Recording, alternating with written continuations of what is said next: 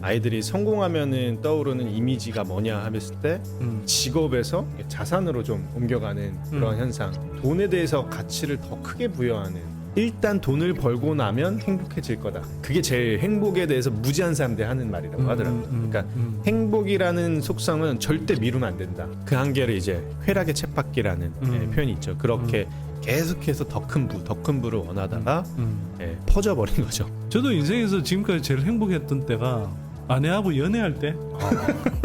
아, 훌륭하신 답변이시네. 아니 이건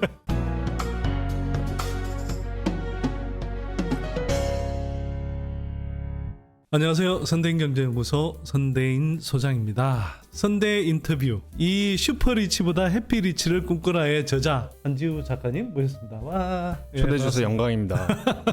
이 책은 협찬 받은 게 아니고요. 저희가 여러분들한테 자발적으로 좀 소개해드리고 싶은데, 사실은 제가 여러분들한테 좀 전해드리고 싶은 메시지를 많이 담고 있어서 이 분을 초청했고요. 또 한편으로는 저랑 친해요.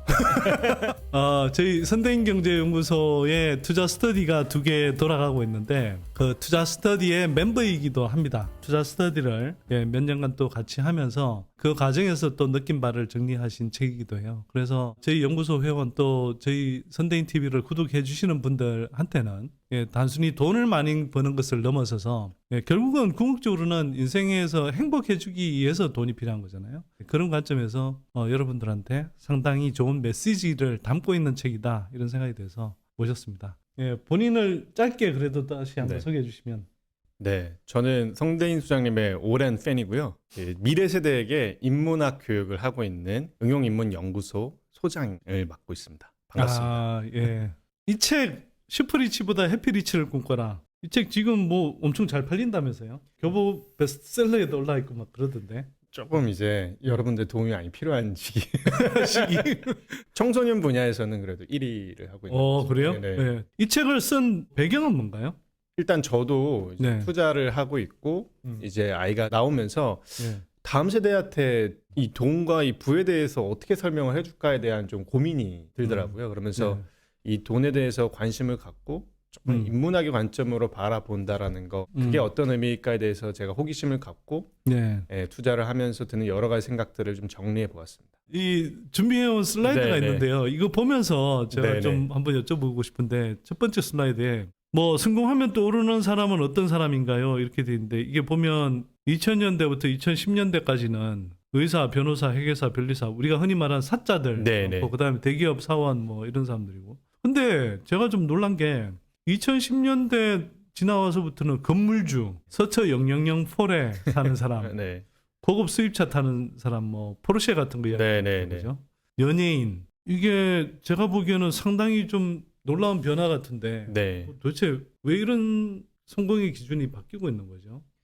제가 예전에 이 질문을 하는 걸 되게 좋아하거든요. 왜냐면 아이들이 성공하면은 떠오르는 이미지가 뭐냐 했을 때 직업에서 자산으로 좀 옮겨가는 그런 현상, 돈에 대해서 가치를 더 크게 부여하는 그런 좀 시대적 흐름이 좀 최근에 제가 이제 강의를 다닐 때마다 느끼고 있고, 그게 아무래도 자산의 변동성이 커지는 시대에 부모님들의 영향이지 않을까? 그런 생각을 좀 하고 있고, 특히 요즘 아이들이 되게 좋아하는 힙합 프로그램, 뭐 쇼미더머니 이런 것들을 보면 가사나 이런 게 한 대부분이 돈 얘기거든요. 그러니까 플렉스라고 해서 돈을 자랑하고 슈퍼리치들을 너무 쉽게 접할 수 있는 시대여서 그런지 이렇게 좀 가치관이 바뀌고 있는 게 아닌가라는 생각이 좀 들더라고요. 한편으로는 우리가 이게 가면 갈수록 이렇게 자산 격차가 점점 커지는 사회에 살고 있어서 그런 거 아닐까요? 네네, 맞습니다. 아무리 열심히 뭐 예를 들어서 의사, 변호사 해봐야 결국은 돈 있고 자산 많은 사람들한테 봉사하더라. 네, 맞습니다. 이걸 지켜보면서 부모들부터 그렇게 생각하는 것 같고, 그게 또 아이들한테 아마 영향을 미치는 거겠죠. 그 SNS가 좀 영향도 많이 미치는 거예요. 그게 예전에는 되게 일상에 접하기 어려웠던 사람들인데 유튜브든 인스타그램이든 쉽게 접하니까 상대적으로. 그리고 그런 컨텐츠를 갖고 있는 사람들이 또 인플루언서가 되고 이런 좀 악순환이 계속되는 게 아닌가. 그렇죠. 그리고 그게 이제 사실은 자꾸 나도 되게 갈망하게 되는 어떤 일종의 지휘제 역할을 하는. 맞습니다.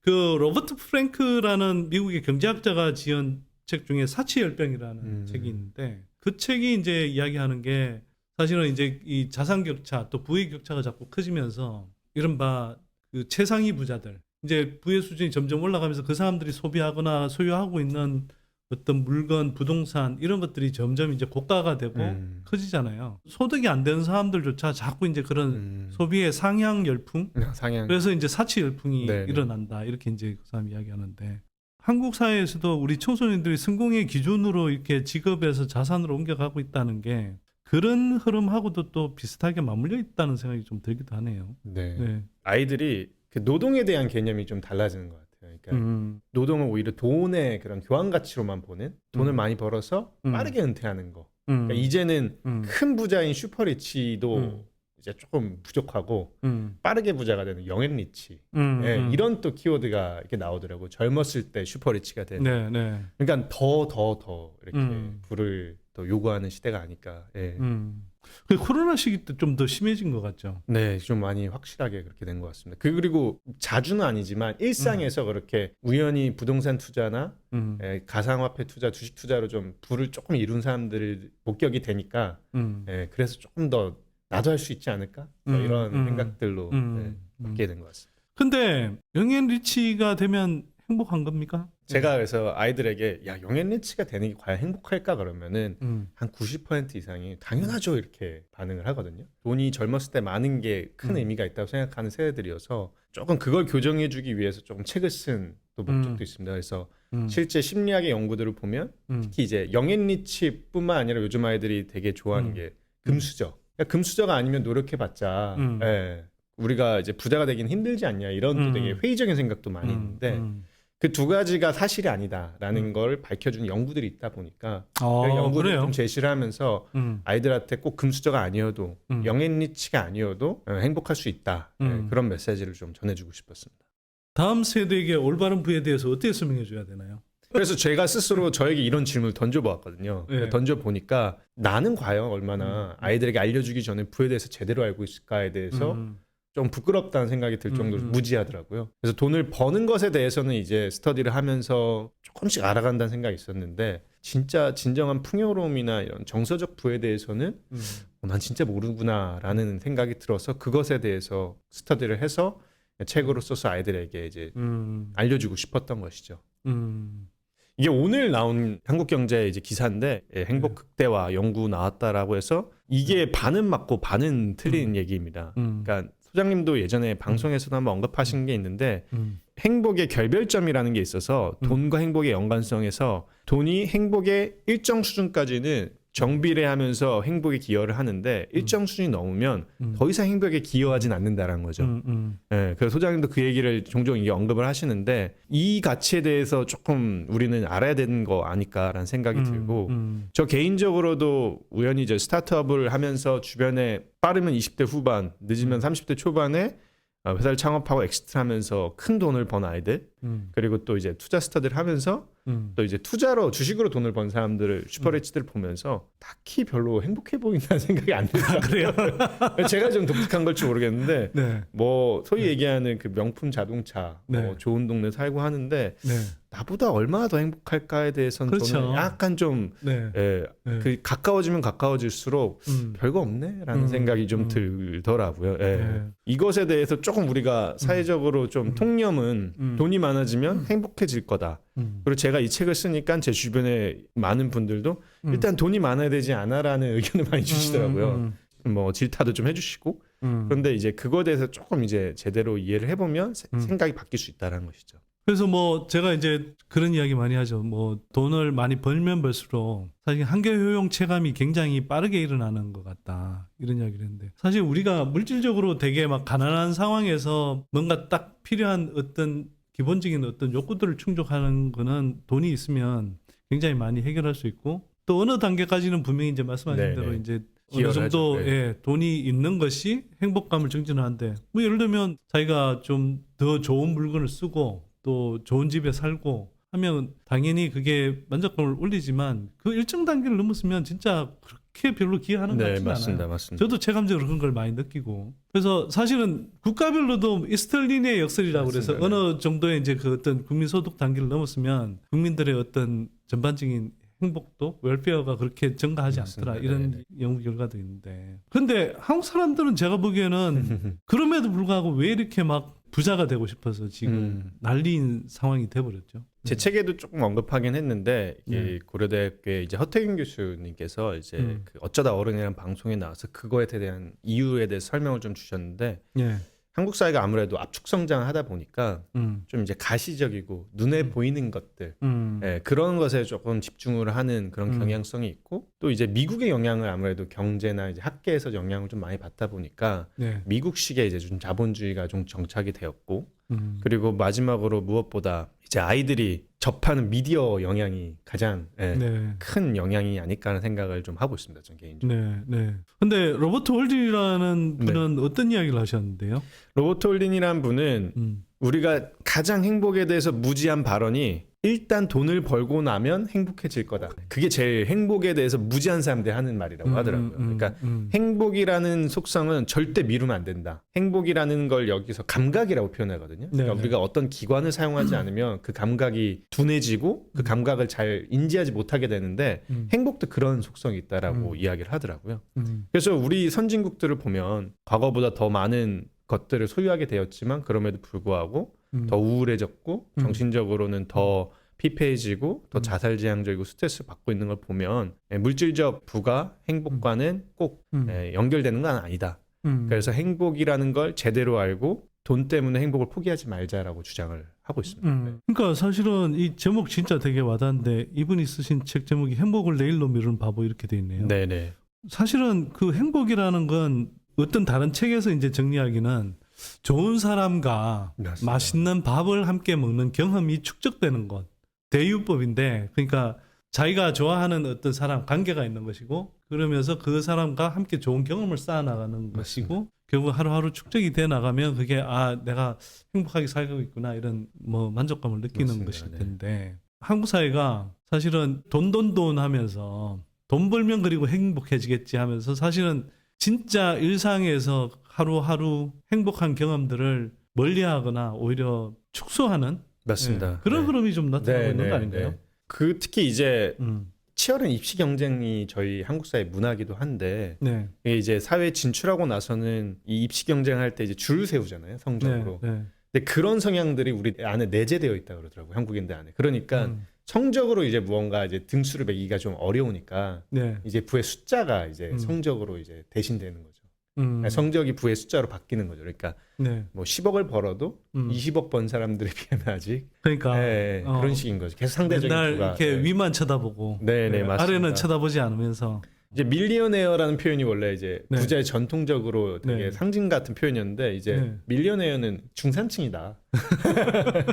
근데 실제로 네. 계산해 네, 보면 맞습니다. 밀리어네어가 100만 장자 100만 달러를 버는 건데 네네. 사실 지금 우리 돈으로 계산하면 10억 조금 넘는단 저 말이에요. 아파트 한 채. 그러니까요. 이런 한국 사회에서 그러면 해피리치가 되려면 뭐 어떻게 해야 되는 건가요? 일단 선대인 네. TV를 열심히 보셔야 되고요. 그런가? 일단 리치가 되는 것도 중요하기 때문에.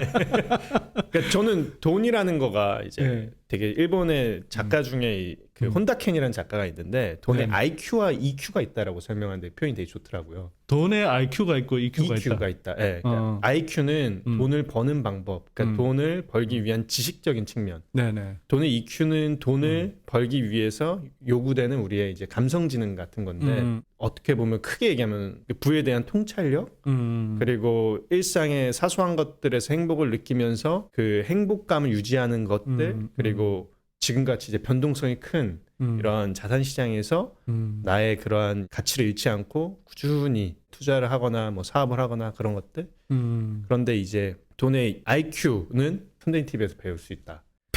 돈의 EQ는 해피리치라는 책에서 배울 수 있다. 한번 여쭤봅시다. 그러면 EQ를 구체적으로 키울 수 있는 방법은 뭔가요? 네. 저는 현대인들이 앞서 좀 얘기한 것과 맞닿아 있는데 돈에 대해서 두 가지 좀 미신이 있는데 이게 하나의 이제 자본주의나 이런 자본주의 마케팅의 어떻게 보면 하나의 음모 같은 걸 수도 있는데 계속해서 광고나 SNS를 통해서 우리에게 일정한 메시지를 계속해서 반복해서 보내는 거죠. 그러니까 광고를 보면 네. 새로운 물건을 산 사람은 행복해 보이고 과거의 물건을 산 사람들은 약간 패배자 같고 좀 불행해 보이는 이미지를 계속해서 반복해서 보여주지 않습니까? 그러니까 자연스럽게 우리 무의식에서 일단 부자가 되어야 행복에 조금 더 가까워질 수 있겠구나라고 생각을 하게 된다라는 것 하나가 있고 이 미신이 상당히 강한 것 같습니다.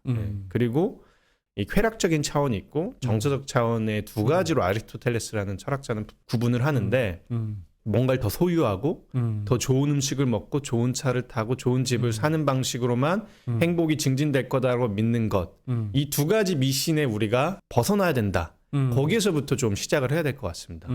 되게 대표적인 사례로 제가 이 친구가 저랑 동갑이어서 예전부터 되게 관심을 많이 갖고 부러워하고 있었는데 이 트위치라는 게임 영상 이제 게임 플레이하는 영상 스트림 창업자인데 네네. 이 친구가 31살에 1.2조의 회사를 매각했다 그러더라고요. 우리 소위 얘기하는 영엔 그리고 슈퍼리치 다 가진 사람이죠. 그런데 자기가 자기 유튜브 채널에 나와서 자기는 35살에 가장 인생에서 불행했다라고 표현을 합니다. 왜냐하면 내 주변에 나는 트위치를 창업하고 엑시트했지만 드롭박스를 창업한 애가 있고 유튜브에 관련된 애들이 있고 더 큰 회사를 창업한 친구들로 둘러싸였다는 거죠. 그래서 오히려 이 트위치를 창업하고 더 크게 부를 만들기 위해서 더 새로운 스타트업을 만들고 막 자신을 몰아붙였던 거죠. 그러다가 번아웃 같은 게 오는 겁니다. 그냥 더 이상은 이제 자기를 혹사시킬 수 없다라는 그 한계에 와서 그 한계를 이제 쾌락의 쳇바퀴라는 표현이 있죠. 그렇게 계속해서 더 큰 부를 원하다가 퍼져버린 거죠. 그래도 이 친구가 원래 이 트위치를 창업할 때 백만장자 밀리어네어가 되는 게 꿈이었는데 1조에 매각을 했는데 훨씬 자기 꿈보다 큰 꿈을 이뤘음에도 불구하고 더 큰 부를 이루게 됐는데 이게 그 상황에 들어가 보면 누구나 그렇게 된다라고 표현을 하더라고요. 그래서 이 사람은 그렇게 큰 부도 읽어보고 불행함도 겪어보고 번아웃도 경험하면서 아 내가 행복에 대해서 정말 무지하구나라는 걸 알게 되고 행복에 대한 비결을 계속해서 탐구해 보니까 결국은 행복에 소장님께서 질문 주신 비결은 운동하고 명상하고 감사함을 표현하고 일기로 쓰고 이런 것들이었다고 하더라고요. 그러니까 이 세 가지는 지금 당장 저희도 할 수 있는 것 같다는 생각이 들어서 이런 행복의 기술도 있다라는 것 조금 말씀드리고 싶었습니다. 저도 인생에서 지금까지 제일 행복했던 때가 아내하고 연애할 때. 훌륭하신 답변이시네. 아니 이건 진짜 나 준비한 답변이 아내하고 연애할 때 제일 행복하지 않아요? 저는 그때도 행복했는데 저는 지금 아이가 좀 그러니까 내가 하고 싶은 이야기가 그건데 그 다음에 아이 어릴 때 너무 행복한 것 같아요. 아이가 지금 3살 아이가 좀 어리죠. 근데 아이가 어리고 키울 때 그때가 사실 손도 많이 가고 되게 힘들긴 한데 지나고 보면 그 시절이 너무 아련한데 너무 정말 돌아가고 싶은 생각이 들 정도거든요. 결혼해서 이제 아이들을 출산해서 키우는데도 일정하게 돈이 들어가기 때문에 뭐 돈이라는 게 너무 쪼들리면 경험 자체도 되게 힘들게 느껴질 수 있겠지만 웬만큼만 있다면 사실은 그때 느끼는 어떤 정서적인 만족감이 훨씬 더 중요한 거 아닐까요? 맞습니다. 그렇죠? 그래서 행복 전문가들이 행복을 표현을 어떻게 하냐면 더 이상 원하는 게 없는 상태. 그러니까 너무 충만해서 그 순간이 난 뭐 이대로면 충분해라고 느끼는 상태를 이렇게 표현을 하더라고요. 뭐 지복감이라는 표현도 있고 블리스라는 영어 표현도 있는데 그래서 지금 말씀하신 그 두 순간이 우리 인생에서 어떻게 보면 그런 순간이 아닐까. 그러면 돈 없어도 될 것 같은데? 절대 그렇지 않습니다. 이거 약간 여담일 수 있지만 이 방송 보신 분들은 아이들 어릴 때 동영상을 좀 많이 찍어 놓으세요. 제가 이렇게 지나고 나서 이렇게 보니까 아쉬운 게 동영상 한 편이 진짜 사진 100장보다 훨씬 더 좋더라고요. 아이들 그때 움직이던 생생한 모습이며 이렇게 아이들의 말투, 목소리 그런 것들이 그때 이제 그 동영상은 그걸 생생하게 재현해 주잖아요. 사진이 도저히 재현할 수가 없는 게 있더라고요. 저는 사진 찍기도 좋아하는데 동영상 많이 찍어주시면 좋을 것 같고 그러면 나중에 돌아볼 때 우리가 이렇게 그때 행복했었지 하는 걸 좀 더 많이 느낄 수 있을 것 같고요. 그 동영상들이 따뜻한 추억으로 남기 때문에 계속 살아가는데 그 부모도 그렇고 아이도 그렇고 되게 좋은 힘이 될 것 같습니다. 그러니까 돈을 가장 가치 있게 쓰는 게 행복 전문가들에 의하면 경험을 말씀하신 것처럼 경험을 사는 거 특히 이제 가족과 정말 이제 가까운 사람들과 일체감을 느낄 수 있는 어떤 경험을 하는 거 그거가 매우 중요하다고 그러더라고요. 그런데 저스틴 칸이라는 사람이 이제 1조라는 돈을 가졌는데도 오히려 불행했던 거잖아요. 네. 그래서 한편으로 상대적 박탈감하고도 되게 맞습니다. 연관이 있는 네, 것 같거든요. 어떻게 보세요? 상대적 박탈감을 그러니까 느끼지 않으려면